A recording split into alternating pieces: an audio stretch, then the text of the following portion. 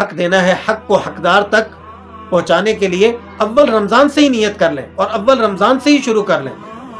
یہ کیسی آپ کی طرف سے جو ہے کسی کے ساتھ تعاون ہے، یہ کیسا آپ نے جوڑا دیا ہے جو 27 رمضان کو دیا ہے، جبکہ آپ کو پتا ہے کہ اب کسی بھی درزی نے نہیں پکڑنا۔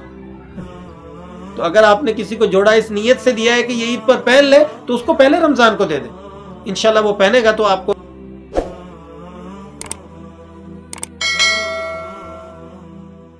اور مل کر اللہ کی ذات سے ایک درخواست کریں کہ یا اللہ ہم سب کی تراویحوں کو عمدہ سے عمدہ کروا دیں، ہم سب کے روزے بہترین سے بہترین رکھوا دیں۔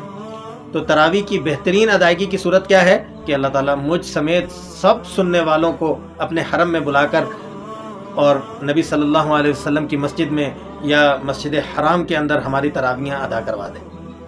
بہترین صورت تو یہ ہے نا دوستو، سب سے عمدہ درجہ اللہ تعالیٰ سے تو سب سے اوپر کی چیز مانگنی چاہیے نا۔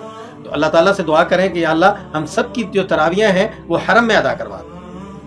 اور اس کے بعد کا درجہ یہ ہے کہ اگر کوئی نہیں جاتا تو اسے یہ ذہن میں رہنا چاہیے کہ تراویح مسجد میں ادا کرنی ہے۔ دوستو تراویح کہاں ادا کرنی ہے؟ مسجد میں جماعت کے ساتھ، اور قرآن پاک سننے کی نیت کر لیں۔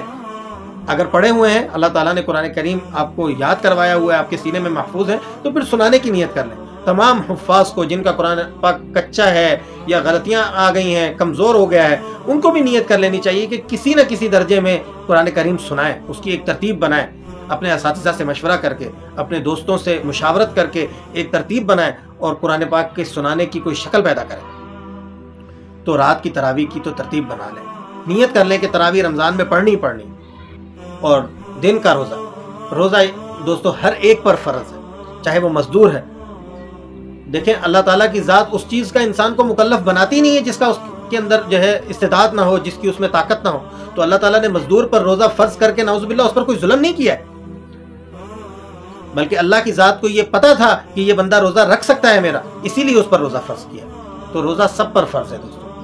تو دن کو روزہ رکھنا ہے اور رات کو تراویح پڑھنی ہے۔ باقی جو وقت دن میں بچ جائے گا اس کو 2 حصوں میں ڈیوائیڈ کر لینا ہے، آدھا وقت قرآن کریم کی تلاوت میں، اور باقی کا جو آدھا وقت بچ جائے گا اسے ہم نے کس میں لگانا ہے؟ 3 تسبیحات کو معمول میں بنا لیں۔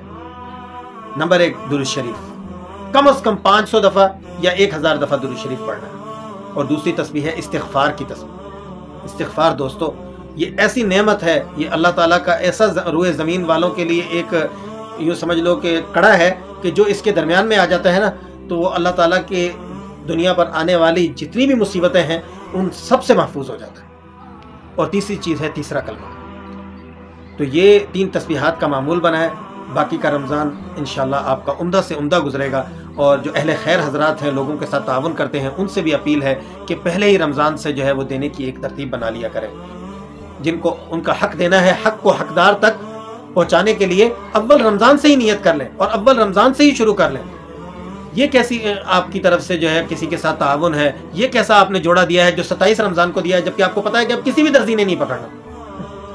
تو اگر آپ نے کسی کو جوڑا اس نیت سے دیا ہے کہ یہ عید پر پہن لے، تو اس کو پہلے رمضان کو دے دیں۔